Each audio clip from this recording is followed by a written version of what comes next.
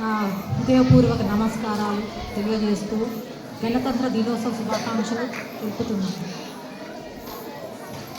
నేడు మనం ఎంతో గర్వంగా జరుపుకుంటున్న గణతంత్ర దినోత్సవం మన దేశానికి అత్యంత ముఖ్యమైన రోజు.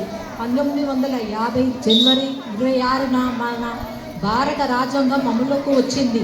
మన రాజ్యాంగం మనకు హక్కులు, స్వేచ్ఛ, సమానత్వం ఇచ్చింది.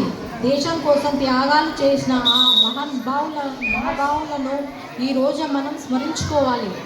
మన దేశ భవిష్యత్తు మన చేతిలోనే ఉంది. మంచి విద్య, క్రమశిక్షణ, దేశభక్తితో మనం మంచి పౌరులుగా మారాలి. విద్యార్థులకు చెప్తున్నది ఒకటి, మీరు మంచిగా చదువుకోవాలి, మంచి ఎదగాలి. ఈరోజు రకరకాల డ్రెస్లో వచ్చిర్రు, మీరు పెద్దగైన తర్వాత కూడా అట్లా ఉండాలని నా కోరిక. ఈ అవకాశం ఇచ్చిన స్కూల్ యజమాన్యానికి ధన్యవాదాలు తెలుపుకుంటూ మరోసారి గణతంత్ర దినోత్సవ శుభాకాంక్షలు తెలుపుతున్నాను. ధన్యవాదాలు.